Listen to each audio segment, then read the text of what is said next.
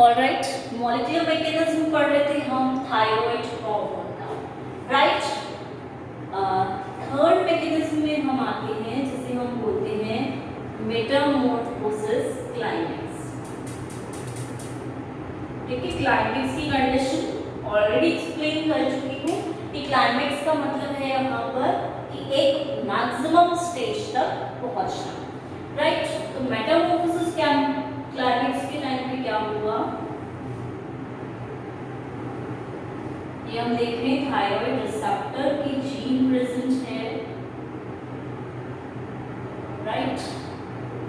ये promoter region present है। इसी के साथ यहाँ पर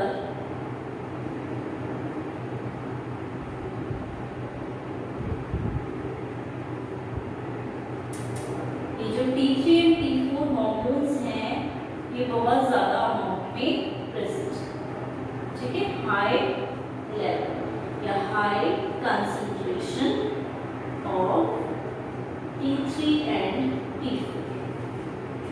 ऑलराइट, इसी के साथ इसकी जो रिसेप्टर्स हैं वो भी बहुत सारे प्रेजेंट रहेंगे, कंसंट्रेशन की भी high level,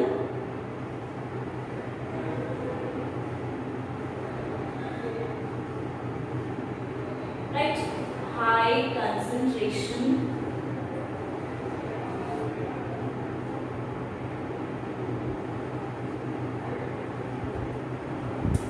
TR, right, thyroid receptors. Alright, अगर बहुत हाई कंडीशन में है तो ट्रांसक्रिप्शन रेट जो है वो फास्ट होने के चांसेस बढ़ जाते हैं, तो इजीली ये जो रिसेप्टर है ये यहाँ आके बाइंड हो सकता है, राइट, क्योंकि कंडीशन कैसी है, ज्यादा रिसेप्टर्स प्रेजेंट, तो इस कंडीशन में प्रमोटर पे इजीली आके बाइंड करेगा और यहाँ पर T3 भी बाइंड करेगा, और इजीली बाइंड करने के बाद क्या होगा, ट्रांसक्रिप्शन होगा इसका TR जीन का, और बनेगी क्या ट्रांसलेशन के बाद TR, ठीक है, थायराइड रिसेप्टर्स का फॉर्मेशन होगा। अब इनमें हमने बोला ऑटो इंडक्शन पावर है, तो ये यहाँ पे भी जाएंगे और यहाँ पे भी वर्क करेंगे। अब नॉर्मली क्या होगा, ये प्रमोटर है हमारा, ठीक है, यहाँ पे बाइंड करेंगे ये,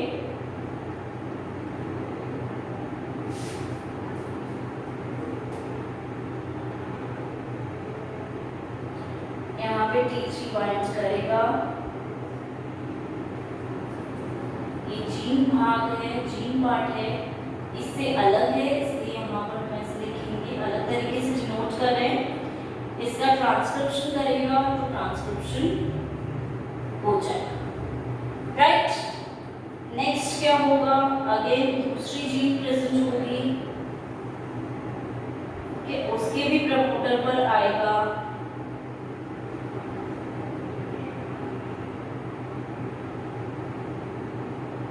बाइंड करेगा, क्योंकि ये नंबर में ज्यादा है तो हर जीन को ट्रांसक्राइब करने की पावर इनमें ज्यादा। पहले हमने देखा था इससे पहले प्री मेटामॉर्फोसिस में कि सिर्फ एक जीन ट्रांसक्राइब करके रहेगा, क्योंकि नंबर में मीडियम था। अब बहुत सारे हैं तो इनके पास बहुत सारे चांसेस हैं कि ये बाइंड कर सके प्रमोटर्स तक, इसलिए हर टाइप के जीन पर ये इजीली बाइंडिंग कर देंगे। अब ये दूसरी टाइप की जीन है तो उसे मैं अलग तरह से शो कर रही हूँ और इसका ट्रांसक्रिप्शन हो जाए, ठीक है। ऐसे ही नेक्स्ट अलग तरह की जीन प्रेजेंट होगी, और जीन्स कौन सी प्रेजेंट होंगी मैं बता चुकी हूँ कि जो एडल्ट मेटामॉर्फोसिस करवाने में एडल्ट में बदलने वाली जीन्स जो होंगी, एडल्ट जीन्स जो होंगी वो यहाँ पे प्रेजेंट है।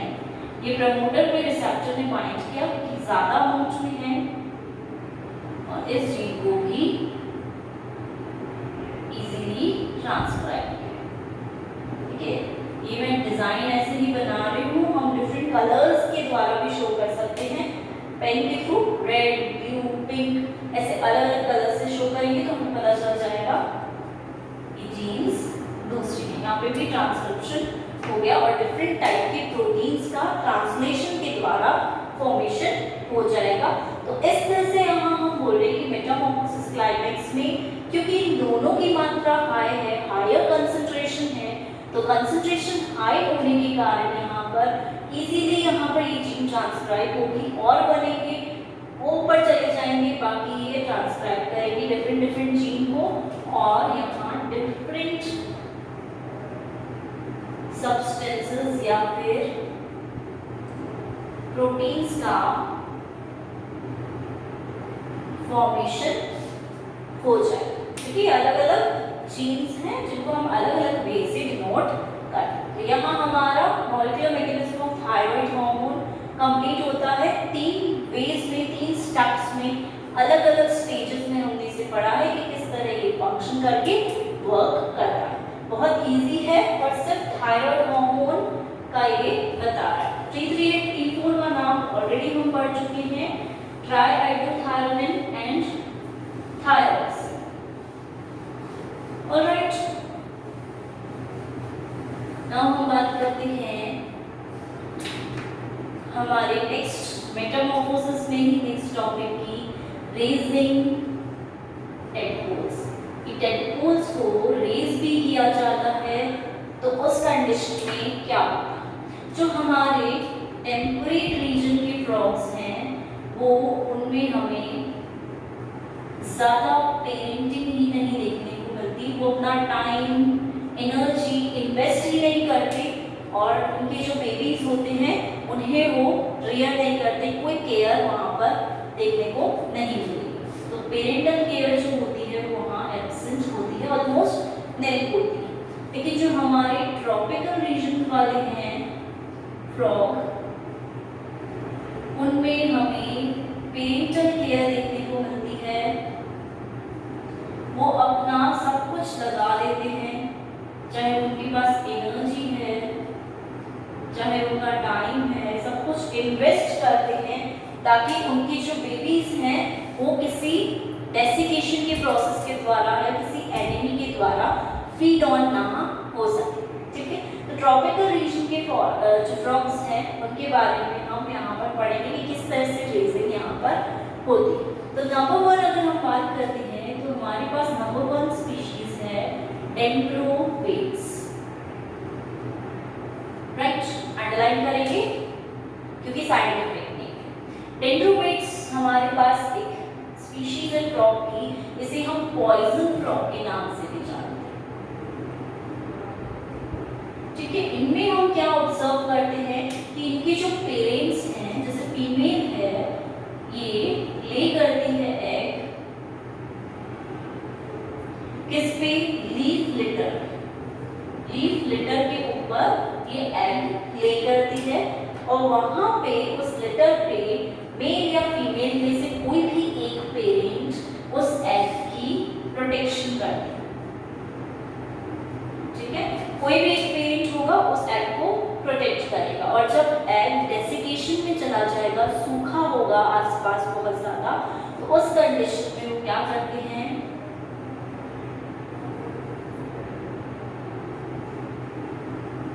ड्रॉट कंडीशन या सूखे की बात कर रहे हैं जहाँ डेसिकेशन हो सकता है, उस कंडीशन में ये जो केयरर होता है, जो पेरेंटल केयर कर रहा है, वो क्या करता है, उन एग्स के ऊपर यूरिनेट कर देता है, यूरिन रिलीज करता है, जिसके कारण उसके एग्स को मॉइस्चर मिल सके, मॉइस्ट हो सके वो, और बिल्कुल सूखे के कारण उनमें लाइफ जो है वो बिल्कुल रुक ना जाए, लाइफ स्टॉप ना हो। इसलिए वो ड्रॉट कंडीशन जैसी कंडीशंस होती हैं या फिर हम इसको बोल सकते हैं डेसिकेशन की कंडीशंस होगी, उस समय पे ये चीजें ये करते हैं। अब क्योंकि केयरर कोई भी एक है, तो जो केयरर है वो क्या करता है, उन एग्स को ले जाता है किसी सेफ प्लेस पर रखना। तो एक एक एग को वो लेकर जाता है और उसे किसी सेफ प्लेस पर पहुंचाता है और वहां से उस सेफ प्लेस से जो हमारे टेडपोल्स होते हैं अगर डेवलप हो जाते हैं, तो उन टेडपोल्स को ये अपनी बैक पर रिगल करके ले जा सकते हैं। ठीक है, अगर एग को ले जा रहा है तो नॉर्मली ले जाएगा, और अगर टेडपोल्स हैं तो उनको अपनी बैक पे चढ़ा लेगा और उनको एक एक करके सेफ जगह पर लेकर जाएगा। राइट, सेफ जगह पर लेकर जाने के बाद उन्हें सबको वहीं सेफ प्लेस पर रिलीज कर देगा। ठीक है, एक पूल जैसा कोई प्लेस होगा, एनवायरनमेंट होगा जो उनके लिए सही है, जहाँ पे ज्यादा एनिमीज ना हो, वहाँ पे वो उन्हें एक एक करके प्लेस करता है और वहाँ पे भी उनकी देखभाल करता है। इसी के साथ फीमेल का भी एक फंक्शन होता है कि जो फीमेल होती है इनकी, वो अनफर्टिलाइज्ड एग्स को रिलीज करती हैं ताकि क्या हो सके, उनको फूड मिल सके। जब तक कि वो एडल्ट में कन्वर्ट नहीं हो जाते तब तक वो अनफर्टिलाइज्ड एग्स वहाँ पे रिलीज करती हैं ताकि उनको भोज्य पदार्थ इजीली मिल सके, वो भोजन इजीली कर सके जो टेडपोल्स हैं। तो हो क्या रहा है यहाँ पे टेट्रोपेट्स में पॉइजन फ्रॉग है, लेकिन इनमें फीमेल एग्स ले करती हैं लीफ लिटर पे। कोई भी एक पेरेंट, मोस्टली मेल जो होता है, वो केयर करता है उन एग्स की। ठीक है, और उन्हें जैसे ही डेवलप होंगे टेडपोल स्टेज में अपनी बैक पर रिगल करवा के अपनी बैक पर लाकर इन्हें किसी सेफ प्लेस पर पहुंचाता है, वन बाय वन जैसे भी पहुंचा सकता है उस हिसाब से वो पहुंचाता है। यूरिनेट करता है उनके ऊपर, एग्स के ऊपर, ताकि डेसिकेशन से वो बच सके। और नेक्स्टली हम बोल रहे हैं फीमेल्स जो हैं वो अनफर्टिलाइज्ड एग्स वहाँ तक ले जाती हैं, रिलीज करती हैं ताकि वो एज अ फूड प्रेफरेंस ले सके। अब देखिए यहाँ पर बहुत इंटरेस्टिंग फैक्टर ये है कि फीमेल्स को कैसे पता चलता है कि मेल ने टेडपोल्स को कहाँ शिफ्ट किया। ये चीज़ अभी तक पता नहीं लगा पाए साइंटिस्ट, इस पे वर्क चल रहा है, ऑन द वे है। तो इस चीज़ का या तो मेनली ये कुछ केमिकल्स ऐसे रिलीज करते हैं जिससे फीमेल को आइडिया हो जाता है, या कुछ ना कुछ ऐसा कम्युनिकेशन मे बी इनके बीच में होता होगा जिसकी वजह से वो वहाँ उन्हें पता चल जाता है फीमेल्स को कि कहाँ सेफ प्लेस पर पहुँचाया गया है उसके टेडपोल्स। ठीक है, तो ये हमारा फर्स्ट एग्जाम्पल है ट्रॉपिकल रीजन में किस प्रकार से पेरेंटल केयर हो रही है। तब तक हो रही है जब तक कि वो एडल्ट में ना कन्वर्ट हो जाए, ताकि वो एडल्ट होते ही अपना ध्यान खुद रख सकता है, कोई एनिमी उस पर इतनी इजीली अटैक नहीं कर पाएगा। राइट,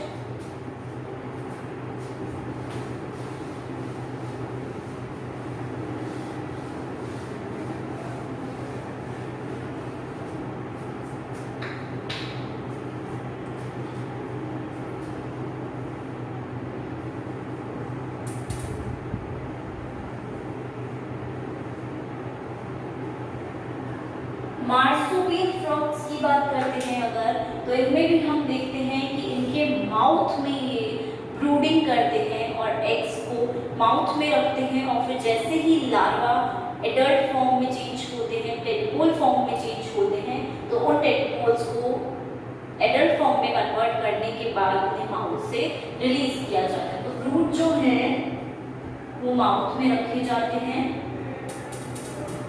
ठीक है, वहीं पे ही उनकी ब्रीडिंग करी जाती है, वहीं पे उन्हें पेरेंटल केयर दी जाती है, और बाद में जैसे ही एडल्ट्स में कन्वर्ट होते हैं तो माउथ से बाहर रिलीज कर दी जाती है। राइट, इस तरह हम मार्सुपियल फ्रॉग्स के अंदर देखते हैं। वहीं हमारा थर्ड एग्जाम्पल है रियोबैट्रिकस सिलस, बैट्रिकस साइलस। कि ये भी एक प्रजाति है जो ऑस्ट्रेलियन प्रजाति है,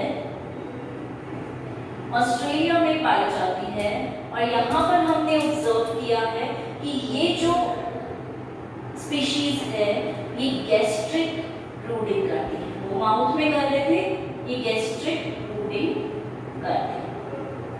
राइट, जिसका मतलब ये हुआ कि जैसे ही एग्स को बाहर रिलीज किया जाता है फीमेल्स के द्वारा, फीमेल्स क्या करती हैं, उन एग्स को जस्ट स्वेलो कर लेती हैं, निगल लेती हैं, और निगल के वो कहाँ चले जाते हैं, स्टमक तक चले जाते हैं। स्टमक में ही डेवलपमेंट होता है। ठीक है, एग से टेडपोल में बनते हैं, टेडपोल से फ्रॉग्स में बनते हैं, तो एक तरह से वहीं पे ही डेवलपमेंट हो रहा है। एंड उसी डेवलपमेंट के बाद 8 वीक्स के बाद वो अपने माउथ के द्वारा इन्हें बाहर की तरफ स्पिट आउट कर देते हैं। ठीक है, अपने मुंह से बाहर स्पिट आउट कर रहे हैं। तो दैट मीन्स कि गैस्ट्रिक ब्रूडिंग है और यहाँ पर जब स्वेलो होता है तो उन्हें खाया नहीं जाता है, सिर्फ उन्हें निगलकर पेट तक ले लिया जाता है। अब यहाँ पर हम बोल रहे हैं कि इनका जो स्टमक है वो किस तरह से वर्क करेगा, एक यूटेरस जैसे वर्क करता है उस तरह से यहाँ पर उनका स्टमक वर्क करेगा, जो कि एक ऐसा एनवायरनमेंट प्रोवाइड कराएगा उन्हें जहाँ पर ये इजीली डेवलप हो सके, ठीक है, इनका डेवलपमेंट इजीली हो सके। तो उस टाइम तक वो फ्रॉग्स जो हैं वो कुछ भी खाते नहीं हैं, भोजन नहीं लेते, फूड नहीं लेते, क्योंकि यूटेरस की तरह स्टमक वर्क कर रहा है तो स्टमक फंक्शनल नहीं रहेगा, राइट। इसलिए यहाँ पर स्वेलो करते हैं, उसके बाद कोई फूड नहीं लेते और जैसे ही इन फ्रॉग्स का बाहर स्पिट आउट हो जाता है उसके बाद वो यूटेरस ऑटोमेटिकली स्टमक में चेंज हो जाता है, एक नॉर्मल डेवलपमेंट की तरह स्टमक में हो जाता है और फिर बाद में वो फूड इजीली ले सकते हैं और नॉर्मल जो उनका प्रोसेस होता है उसको परफॉर्म कर सकते हैं, राइट। अब इसमें एक इंटरेस्टिंग चीज हमने ये देखी कि ये स्टमक के अंदर प्रेजेंट है, राइट। तो स्टमक के अंदर कैसे ये एग्स लाइव कंडीशन में रहते हैं, जिंदा कंडीशन में रह सकते हैं, क्योंकि स्टमक है, स्टमक के अंदर बहुत सारे सिक्रीशंस हो सकते हैं, HCl एसिडिक सिक्रीशंस हो सकते हैं जो कि एग्स को किल कर सकते हैं एक प्रकार से। तो स्टमक के अंदर ऐसा क्या होता है जिसके कारण ये वहीं पे as it is live condition में एक तरह से पूरे जिंदा कंडीशन में रह सकते हैं और वहाँ डेवलपमेंट भी उनका होगा। तो वहाँ हम देखते हैं कि उनका स्टमक जो है वो प्रोस्टाग्लैंडिन्स को सेक्रीट करता है, इनका स्रावन करता है, जिसके कारण क्या होता है उनके स्टमक के जो एसिड्स हैं उनको ब्लॉक कर दिया जाता है। वो एसिड्स ब्लॉक हो जाएंगे अगर, तो उसके कारण वो इजीली एग वहाँ उस कंडीशन में सर्वाइव कर पाएगा, उसकी सर्वाइवल रेट जो है वो थोड़ी सी इंक्रीज हो सकती है, राइट।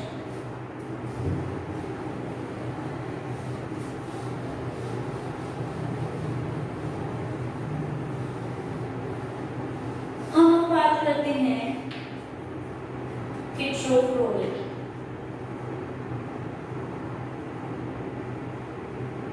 हिट्रोक्रोनी क्या है, एक टाइप का प्रोसेस है जिसके अंदर जो लार्वल स्टेज है या तो एक्सटेंड कर ली जाती है या रिटेंड कर ली जाती है, मींस लार्वल अवस्था को या तो बढ़ा लिया जाता है या फिर कम कर लिया जाता है जिससे कि उसका डेवलपमेंट प्रॉपर हो सके, क्योंकि उसमें कुछ ना कुछ ऐसी कमी रहती है जिसकी वजह से उसका डेवलपमेंट प्रॉपर करने के लिए ये स्टेजेस को यूज लिया जाता है। तो यहाँ पे हम बोल सकते हैं कि it is a type of stage जिसमें इन विच लार्वल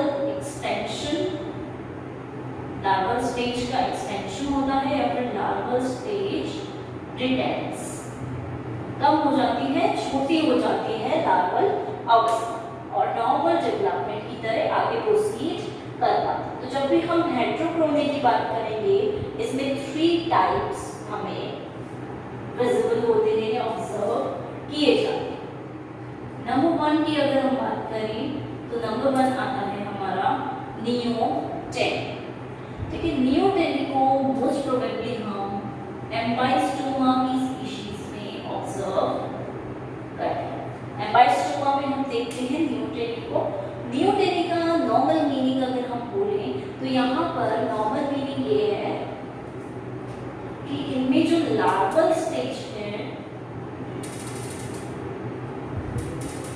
वो एक्सटेंड हो जाती है, पर जो गोनाड्स एंड जर्म सेल्स हैं वो नॉर्मली ग्रो करते हैं या नॉर्मली उनमें डेवलपमेंट होता है। That means it is a type of heterochrony in which the larval stage expands and but gonads and germ cells grow normally at normal pace, एक normal rate के साथ वहाँ पर grow होते हैं। ठीक है, that means हम ये भी बोल सकते हैं कि ये adults में reproductive system जो है इनका वो reproductive system adults में प्रेजेंट होगा फुली मेच्योर्ड होंगे, लेकिन हो सकता है उनका जो बाहरी स्ट्रक्चर है, बाहरी आवरण है, वो लार्वा जैसा ही हो, एक उनके अंदर पूंछ प्रेजेंट हो, टेल नुमा आकृति प्रेजेंट हो, और एडल्ट जैसा ना हो, लार्वल स्टेज जैसा ही हो, लेकिन रिप्रोडक्शन उनमें नॉर्मली हो रहा है, राइट। क्योंकि ये स्टेज जो है ये एक्सटेंड हो रही है, पर रिप्रोडक्शन रेट से जो रिप्रोडक्टिव ऑर्गन्स है उनकी रेट नॉर्मल है, उनमें कोई एक्सटेंशन नहीं है, ना वो जल्दी हो रहे ना वो लेट हो, नॉर्मल रेट से है, मतलब वो सेक्सुअली मैच्योर हो जाएंगे, बस उनका स्ट्रक्चर जो है, उनकी जो संरचना है वो मैच्योरिटी की तरफ नहीं जाए। तो जब हम इनके एग्जाम्पल्स की बात करते हैं न्यूटेनी में, तो हम देखते हैं नंबर 1 एम्बाइस्टोमा मैक्सिकन।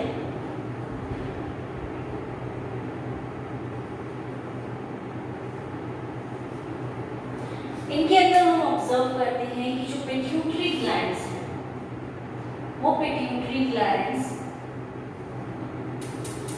थायरोट्रोपिन हार्मोन को रिलीज नहीं कर पाते, थायरोट्रोपिन हार्मोन रिलीज ही नहीं हो पाता पीयूष ग्रंथि के द्वारा, और पिट्यूटरी ग्लैंड्स अगर थायरोट्रोपिन हार्मोन रिलीज नहीं करेंगे तो ये थायराइड ग्लैंड को एक्टिवेट नहीं कर पाएगा, उस तक सिग्नल्स नहीं पहुंचा पाएगा, और थायराइड ग्लैंड से फिर थायराइड हार्मोन्स प्रोड्यूस नहीं हो पाएगा, और थायराइड हार्मोन्स प्रोड्यूस नहीं हुए, दैट मींस वो किसमें चेंज नहीं हुआ, एडल्ट में चेंज नहीं हुआ, उसकी लार्वल स्टेज एक्सटेंड हुई, राइट। ये हमारा फर्स्ट एग्जांपल है एम्ब्लियोस्टोमा मैक्सिकैनम का, जो ऐसा क्यों रह जाता है न्यूटेनी में, क्योंकि पिट्यूटरी ग्लैंड्स थायरोट्रोपिन को सिक्रीट ही नहीं कर पाते, राइट। सेकेंड एग्जांपल हम देखते हैं इसमें,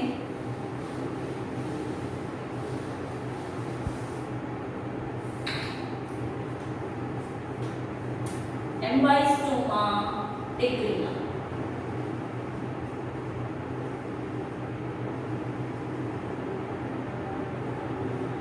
जब हम एम्बाइस्टोमा टिग्रिनम की बात करते हैं तो हम देखते हैं कि वार्म टेम्परेचर में क्या होता है, एकदम चेंज हो जाता है। तो एक प्रकार से हम ये बोल सकते हैं कि ये ट्रांजिटरी टाइप का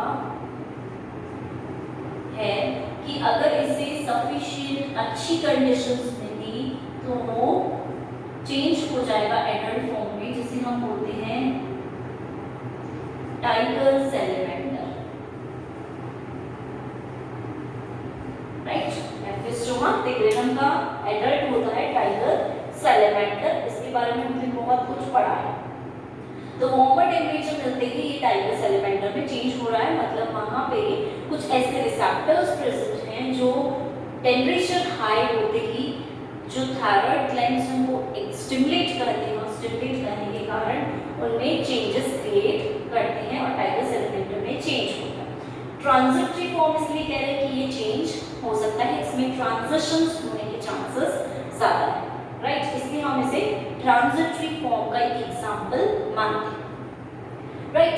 अब हमने यहाँ क्या ऑब्जर्व किया है, नॉर्मली अगर हम नॉर्मली बात करते हैं तो यहाँ पर अगर इसको हम कोल्ड वाटर में ले जाते हैं तो ये एडल्ट में चेंज नहीं होगा, राइट। लेकिन जैसे ही हम इसे गर्म पानी में रखते हैं, टेम्परेचर जो है उसका वार्मर वाटर में रखते हैं, वार्मर टेम्परेचर देते हैं, तो वो हम क्या देखेंगे, वहाँ पे वो एडल्ट में फॉर्म होके चेंज होके टेरेस्ट्रियल हैबिटेट में आ जाएंगे, ठीक है।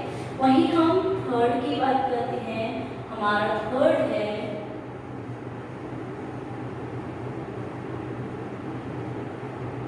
एम्ब्लियोस्टोमा की ही थर्ड स्पीशीज है, जो कि हम बोल सकते हैं किस प्रकार की होती है, एक प्रकार से वहाँ परमानेंट टाइप का देखा जाता है, इसे हम बोलेंगे मैक्सिकैनम, राइट। तो जब भी हम यहाँ पर बात करेंगे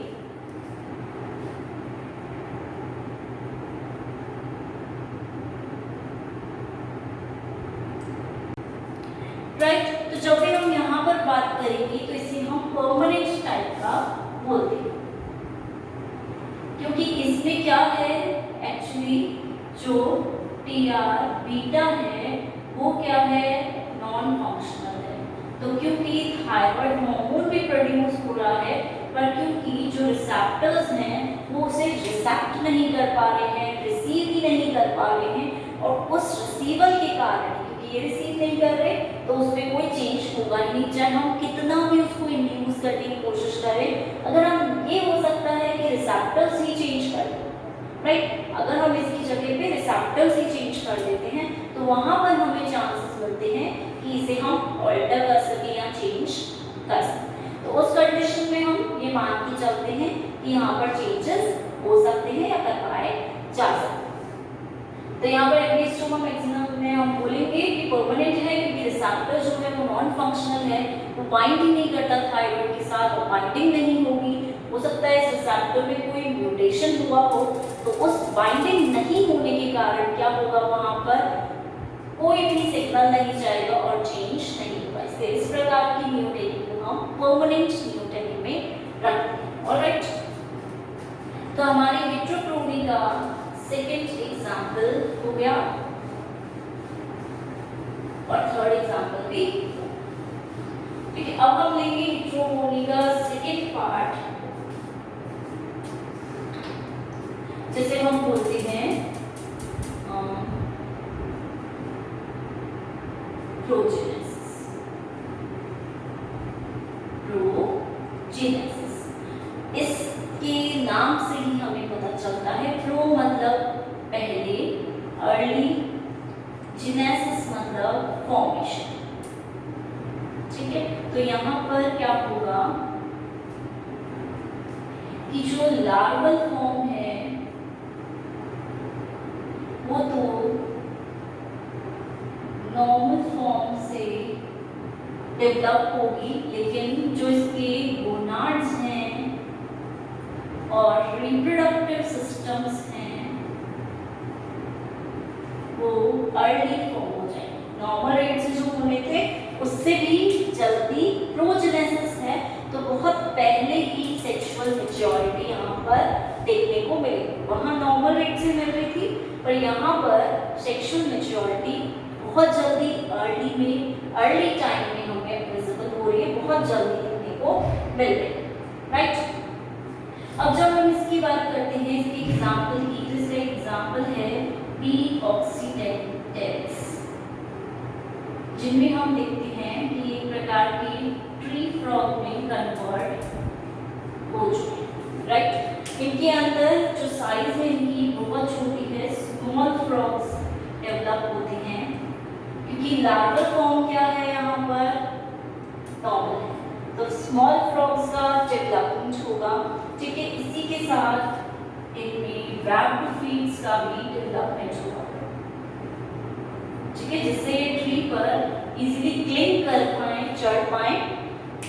राइट, और क्योंकि गोनाड्स एंड रिप्रोडक्टिव सिस्टम्स बहुत जल्दी डेवलप हो गए, तो ये बहुत जल्दी फ्रॉग सेक्सुअल मैच्योरिटी की तरफ बढ़ जाते हैं, और इनके अंदर ये अलग वैरायटी के हैं जो कि रैप्ड फीड्स डेवलप करके इजीली चढ़ पाते हैं। क्योंकि स्मॉल बॉडी साइज इसलिए है ताकि वो अपने आप को ट्रीज पे इजीली क्लाइंब करवा सके, हैवी वेट नहीं होगा, तो बहुत इजीली वो उस पर क्लाइंब कर पाए।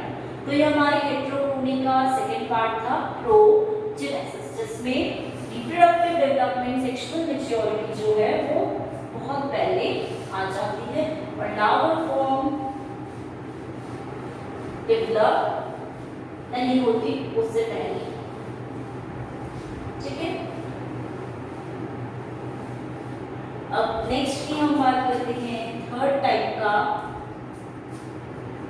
Direct development. हेटेरोक्रोमी का थर्ड टाइप डायरेक्ट डेवलपमेंट। इसके नाम से ही हमें पता चलता है कि यहाँ पर कोई फ्रॉगलेट स्टेज नहीं है, डायरेक्ट एडल्ट में कन्वर्ट हो रहा है, मींस एग है, एग से डायरेक्ट एडल्ट फॉर्म में चेंज हो रहा है। ठीक है, इनके जो एग्स होते हैं उनका डायमीटर बहुत ज़्यादा बड़ा होता है, वो हम स्पीशीज टू स्पीशीज देखेंगे किस तरह से यहाँ पर डायमीटर प्रेजेंट रहेगा। राइट, अब नेक्स्ट अगर हम बात करें एक डायरेक्टली एडल्ट में हो रहे हैं, तो हम एक एग्जाम्पल देख लेते हैं जो कि होता है ई कोकाई। बहुत इंपॉर्टेंट स्पीशीज है ये, ठीक है, ई कोकाई। अब जब हम इसकी बात करते हैं एक ई, तो इसका डायमीटर होता है 3.5 nm। ऑलराइट, काफी बड़ा होता है। अगर हम दूसरी स्पीशीज से बात करते हैं, जीनोपस से बात करते हैं, रिलेट करते हैं, तो उनसे काफी बड़ा एग प्रेजेंस रहता है। और एग्स जो हैं वो क्या पे फर्टिलाइजेशन होता है, फीमेल की बॉडी में ही एग्स फर्टिलाइज हो जाते हैं, ठीक है। फर्टिलाइज्ड एग्स फीमेल की बॉडी में ही हो जाते हैं और फिर वो कहीं सेफ जगह पर उन्हें रिलीज कर देते हैं।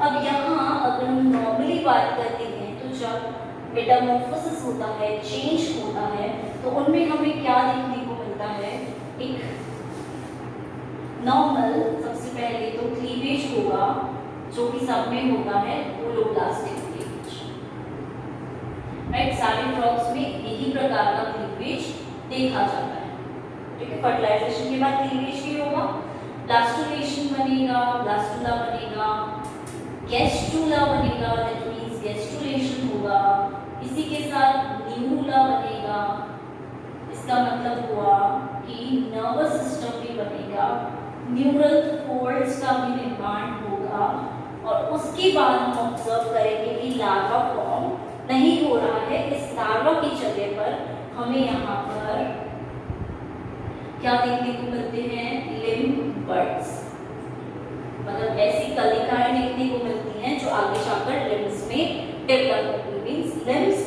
डायरेक्ट बन रहे हैं और टेल का हमें कहीं ट्रेस नहीं मिला। और जब एडल्ट बनता है तो एडल्ट में हम देखते हैं कि टेल भी होती है और लिम्स भी प्रेजेंट रहते हैं, विच मींस इसमें बीच में कोई स्टेज नहीं आई, कोई लार्वल स्टेज नहीं आई, कोई भी हमारी टेडपोल अवस्था नहीं आई, ये डायरेक्ट ही डेवलप। और टेल का काम क्या होता है, मोस्टली रेस्पिरेशन का फंक्शन परफॉर्म करते हैं, श्वसन क्रिया को करते हैं।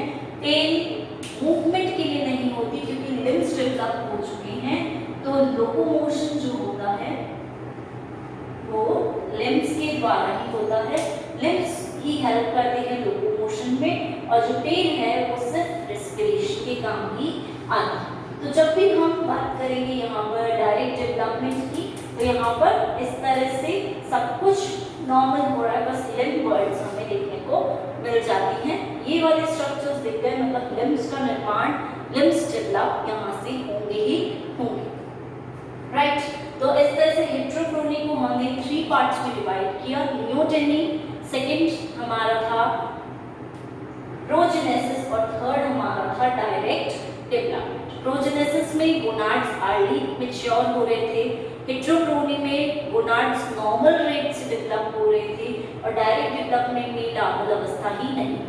नियोटेनी 3 प्रकार की हो सकती है, परमानेंट, ऑब्लिगेटरी, और एक हम कहते हैं बीच वाली इंटरमीडिएट स्टेज, ठीक है। ऑब्लिगेटरी मतलब कंप्लीट नियोटेनी, हम कुछ भी देते हैं उसको वो चेंज नहीं होगा, जिसे हम परमानेंट नियोटेनी कहते हैं, जिसका हमने पढ़ा था कि वहाँ पर रिसेप्टर ही क्योंकि नॉन फंक्शनल है, तो वहाँ पर थायराइड हार्मोन कैसे बाइंड कर पाएगा, और वहाँ हार्मोन बाइंड नहीं करेगा तो आगे फंक्शनैलिटी, आगे सिग्नल्स मिलेंगे भी नहीं, राइट। ऑब्लिगेटरी हो गया हमारा। अब सेकेंड की हम बात कर रहे थे ट्रांजिटरी या इंड्यूसेबल, जिसको हम इंड्यूस करा सकते हैं, जो चेंज हो सकता है।